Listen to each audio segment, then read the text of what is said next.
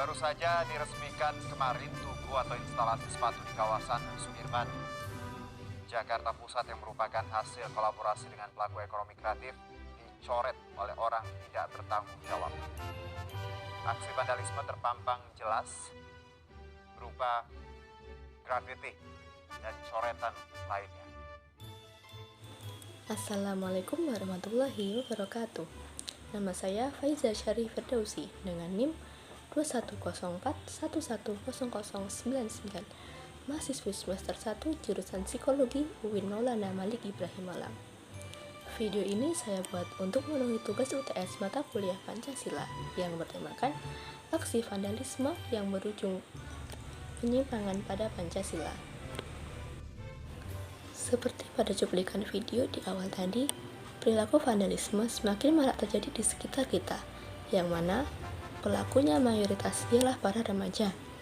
Dalam video tersebut, sebuah instalasi seni sepatu yang baru saja dipasang selama beberapa jam telah menjadi sasaran vandalisme oleh oknum yang tidak bertanggung jawab.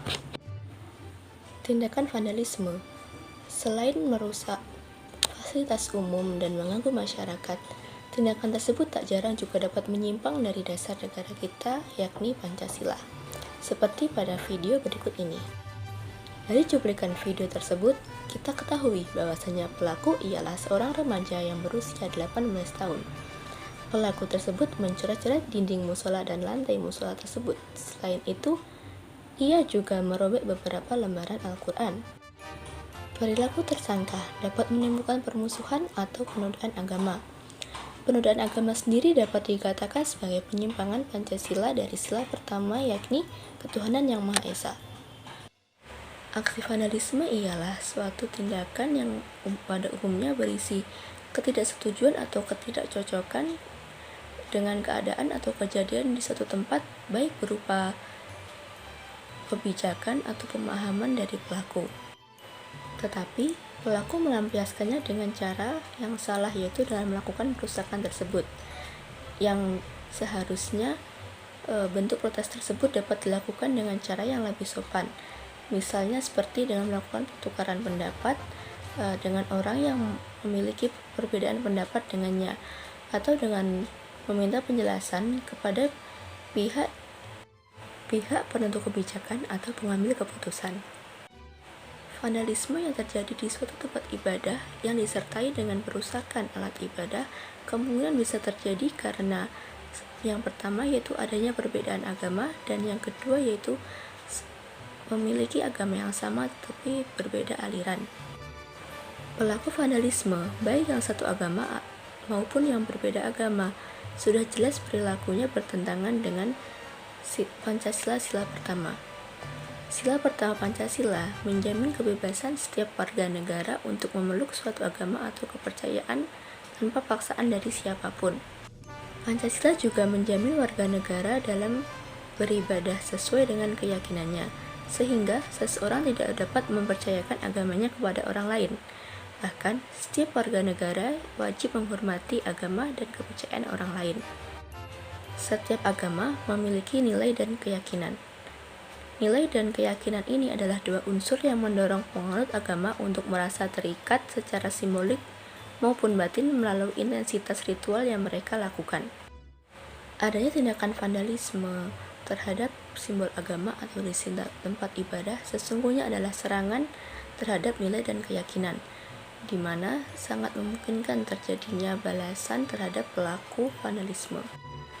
Kegiatan peribadatan yang menggunakan fasilitas ibadah, baik dilakukan secara individual maupun bersama, merupakan bagian dari prinsip dasar HAM yang tidak dapat dikurangi oleh siapapun. Prinsip dasar ini secara spesifik merujuk pada pasal 28 ayat 1 Undang-Undang Dasar 1945 yang menjamin hak warga negara untuk beragama yang tidak dapat dikurangi dalam keadaan apapun, sesuai juga dengan sila pertama Pancasila, ketuhanan yang Maha Esa. Pada video ini, saya juga akan sedikit membahas tentang apa itu vandalisme, ada berapa pengelompokan aksi vandalisme, juga apa saja penyebab terjadinya vandalisme, dan juga bagaimana upaya kita untuk mengatasi vandalisme tersebut. Dan langsung saja yang pertama yakni pengertian vandalisme. Apa itu vandalisme? Menurut Kamus Besar Bahasa Indonesia, vandalisme merupakan perbuatan merusak atau menghancurkan hasil karya seni dan barang berharga lainnya. Vandalisme didefinisikan sebagai perbuatan iseng dan tidak bertanggung jawab oleh orang-orang yang berperilaku cenderung negatif. Perilaku ini berupa coret-coret dinding atau objek lainnya yang agar dapat dibaca secara luas berupa tulisan-tulisan tanpa makna yang berarti.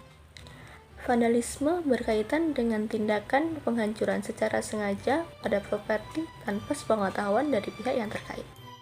Yang selanjutnya yakni pengelompokan perilaku vandalisme. Perilaku vandalisme dibagi menjadi 5 bagian. Yang pertama yaitu graffiti atau aksi mencoret seperti mencoret tembok di pinggir jalan. Yang kedua yaitu cutting atau aksi memotong seperti pemotongan pohon atau tanaman yang dijumpai.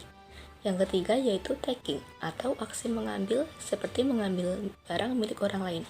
Yang keempat yaitu plucking atau aksi memetik seperti memetik buah milik orang lain tanpa izin. Yang terakhir yaitu destroying, yaitu aksi merusak seperti merusak tatanan lingkungan yang telah tersusun secara rapi. Bagian selanjutnya yakni penyebab perilaku vandalisme di kalangan remaja. Penyebab perilaku vandalisme di kalangan remaja yang pertama yaitu pengaruh psikologis remaja. Pada masa ini, mereka ingin mencoba untuk mendapatkan pengakuan dari lingkungan di sekitar mereka. Dan yang kedua yaitu lingkungan pergaulan. Lingkungan yang tidak baik dapat mengaruhi perilaku remaja. Hal ini serta-merta sebagai eksistensi dari lingkungan pertemanannya. Yang ketiga yaitu lingkungan keluarga.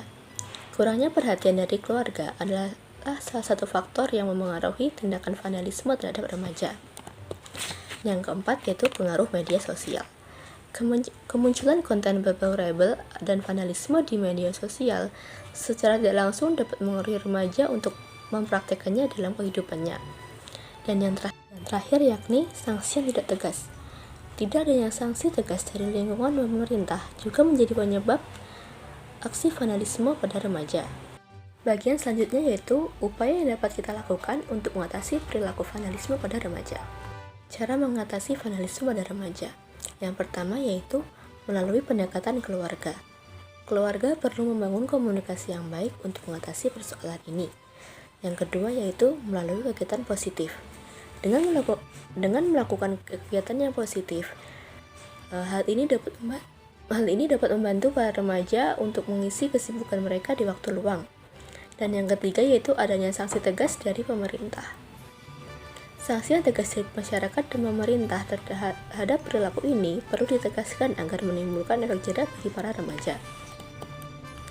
Kita sebagai generasi muda Indonesia, kita harus selalu senantiasa mengimplementasikan nilai-nilai Pancasila pada kehidupan kita sehari-hari, serta menjauhi segala hal yang menyimpang dari Pancasila, agar terciptanya Indonesia yang semakin maju. Sekian video dari saya, semoga dapat menambah wawasan kita semua. Terima kasih. Wassalamualaikum warahmatullahi wabarakatuh.